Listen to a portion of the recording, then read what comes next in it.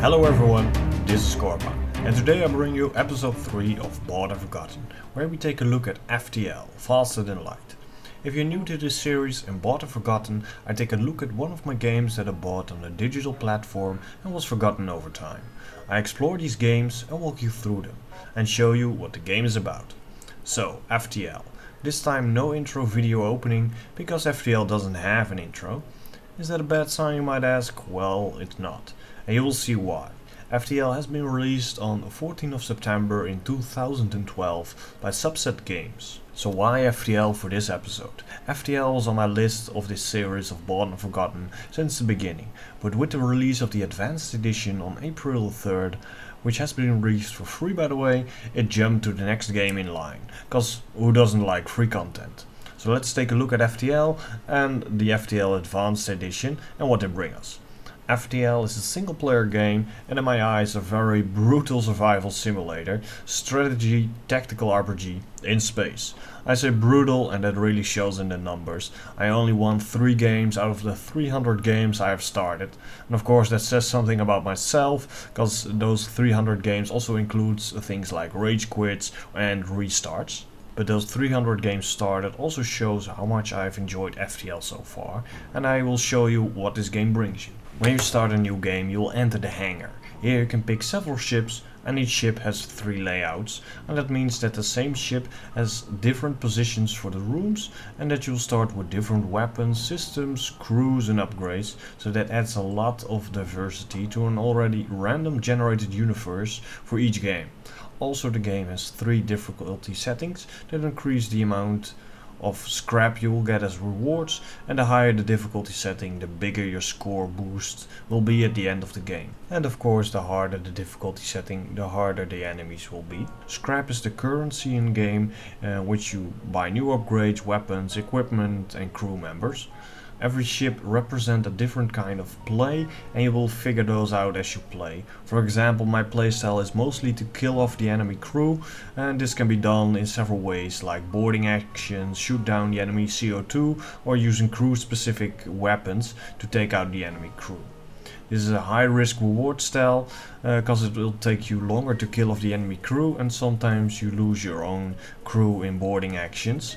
And mostly you will sustain more hits on your ship as well. But that also comes with a higher reward, because when you disable the enemy ship, so in this case by killing its crew, you can scrap the ship, so you'll find more weapons, find more scraps, etc. So there are a lot of different ships that will enhance your playstyles, like some ships will use stealth and some ships rely on drones.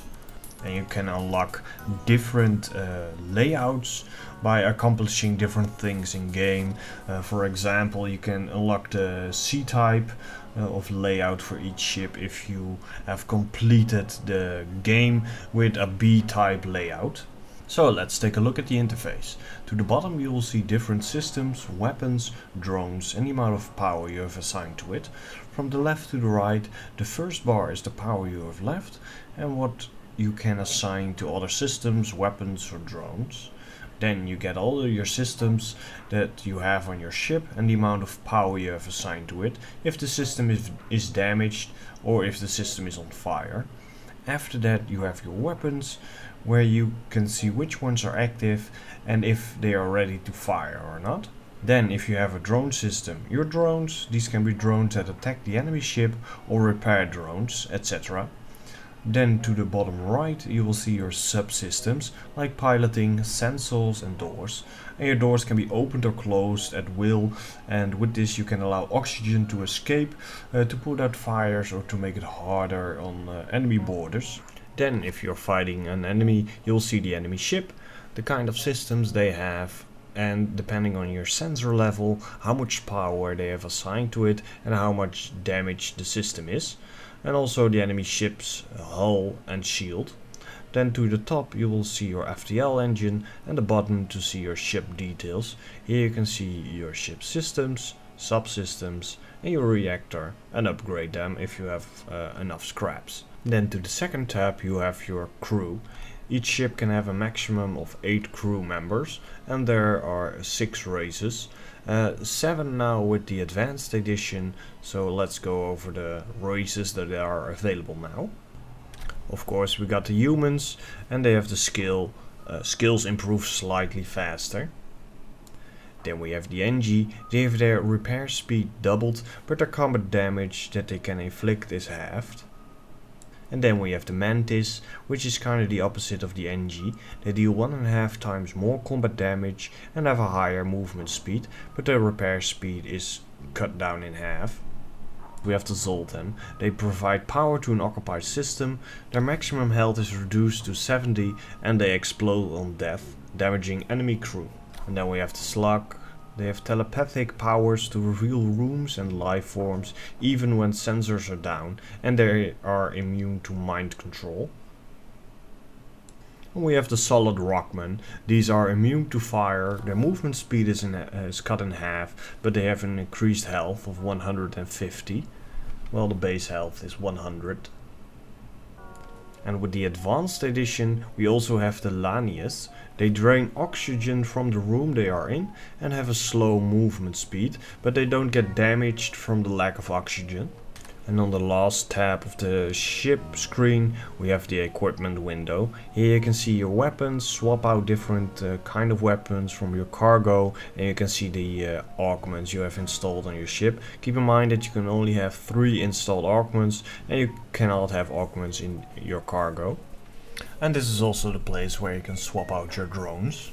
And for the last part of the UI, we check the top left. You see your current health, your shield, the resources you have, which are fuel, missiles, drone parts and scraps, your evasion, oxygen and your crew.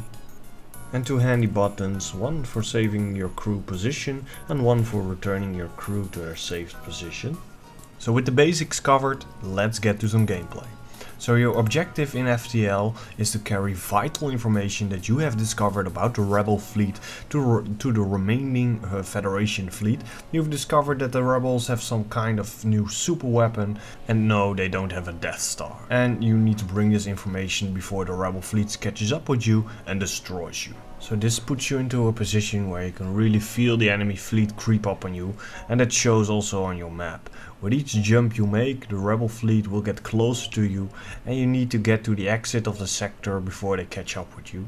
The game isn't over if they catch you, but you will be in for a very heavy fight. The game is over when either your ship is destroyed or all your crew members are dead. On each jump you make, something will happen. These will happen in the form of encounters, so you can encounter like friendly ships, hostile ships, you can encounter shops or anomalies, anomalies like too close to the sun, ion fields, nebula, asteroid fields, etc. Which with each anomaly having their own effect on your ship and also the enemy ship.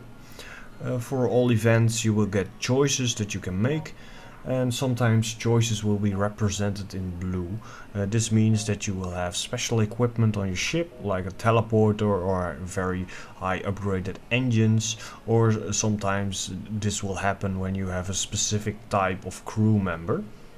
Like the Rockman, if you encounter a station where fire is present, you can send in your Rockman because those are immune to fire, so you'll get better results. Every encounter's result will be randomized, so that means that if you encounter this encounter again later on in the game or in a new game, if you picked, for example, to send in your Rockman to deal with the fire, well, mostly you in this case you will get a good result, but if you send someone else in, well, either he can stop the fire, but he can also die, for example. So you really have to weight your choices and of course have to deal with it, because there's no save. It's really hard mode. You can't just reload and pick the better choice. No, you have to deal with the choice that you made. So there are really consequences to your choices, and that's also a really strong point of this game. So besides the events that will make the game all very hard on you, you also have combat, of course. This will require all of your strategy skills and tactic skills, but happily you can pause the game. Pausing will give you, well, more time to think about the choice that you want to make or what approach you want to take on capturing this ship or how to destroy it. For example, if a ship has a very high shield, well, you might want to use missiles so you can pierce that, or you want to send in some boarders to deal with the enemy crew. And pausing the game really gives you the time that you need to think about your choice, think about your approach and how you want to deal with this encounter. And of course there are also drones. Drones come in a lot of different variants as well, and with the advanced edition there are even more. There are drones that you can send at the enemy and that board them. There are drones that are basically flying lasers or flying beam weapons. There are drones that protect your ship against asteroid or lasers or missiles, and there are also repair drones that will do basically everything to help keep your ship in shape. They repair hull breaches, they fight fires, they repair systems that are damaged, etc. With the advanced edition you also can have a hacking drone. It's a drone that you fire at an enemy room, and the system in that room, yeah, well, you can sabotage it, so basically bring it offline. This gives a lot of variety, because it also locks the doors in that room, so the enemy crew cannot go in to repair or pass through them. They can eventually get in because they will fire on the doors, but that will take time. And in the time, of course, you can damage all the systems and do a lot of ugly stuff to them. And for even more customization of your ship, you can also have 3 augments. These augments will enhance your ability, like fire suppression, so your ship will automatically put out fires, or fix his hull breaches, automatically heal your crew even though they're not in a med bay, etc. But remember that you can only have 3 augments, and that no augments can be stored in the cargo. So that means if you have 3 augments and you find or want to buy another one, you have to replace another. So keep that in mind. Across the sectors there are also stores, merchants, where you can refill your fuel, missiles and drone parts, and of course buy new weapons, systems, augments, drones and crew.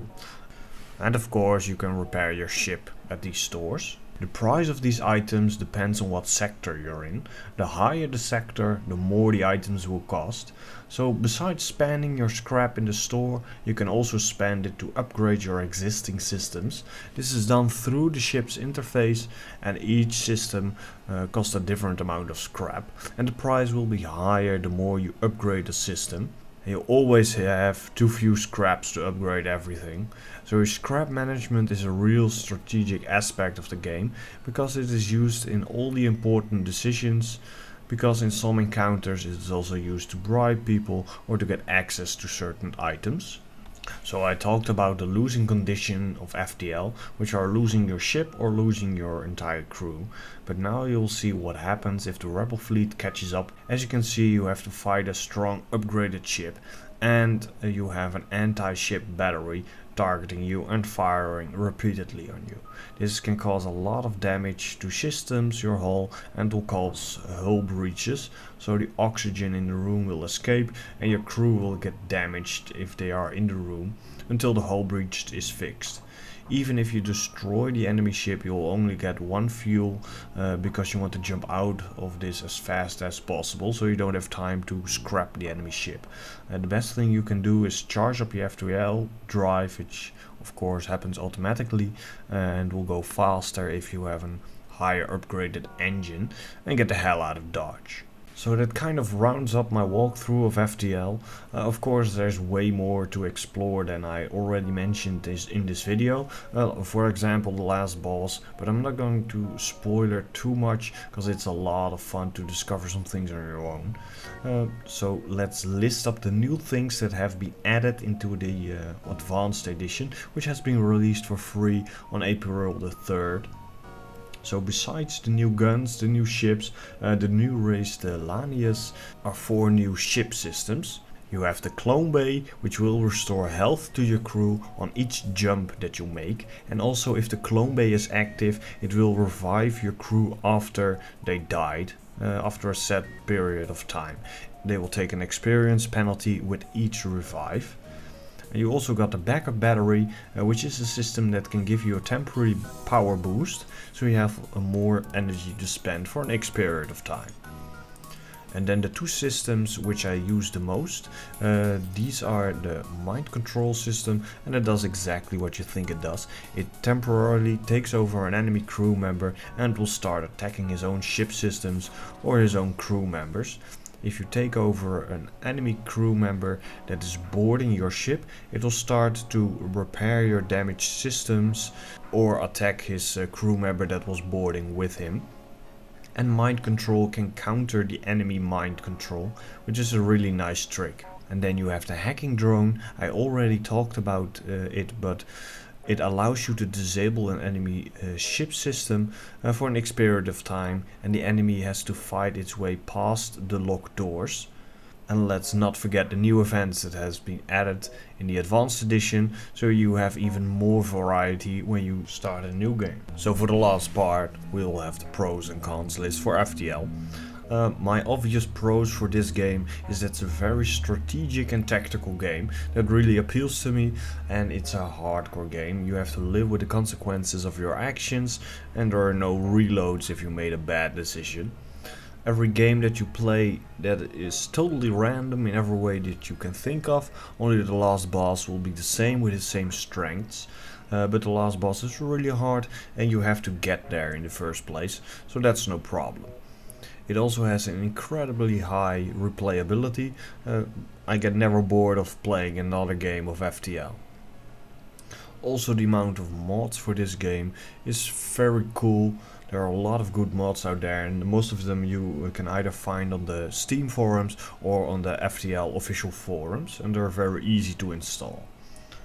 A small con for me though is that I miss the ability to create your own ship from scratch. It would be a really neat feature to have the ability to create your own ship, where you would have a set amount of points to spend on systems, weapons, augments, crew, etc.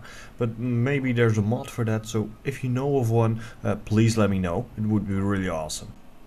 So if you want to explore space in FTL and strategy and tactics is what you enjoy in a roguelike hardcore space game, I would recommend FTL. It's available on PC for €9.99 or your regional equivalent, and on the iPad 2 or any newer version for €9 or your regional equivalent. Also remember that for this series of Bought and Forgotten, I have a Google document with all the games in it that I own, so please let me know what kind of game you would like to see in the next episode of Bought and Forgotten. This can be done through the comments or through Twitter, and as usual all links will be in the description down below. So thanks for watching, this has been Korpah, and I will see you next time.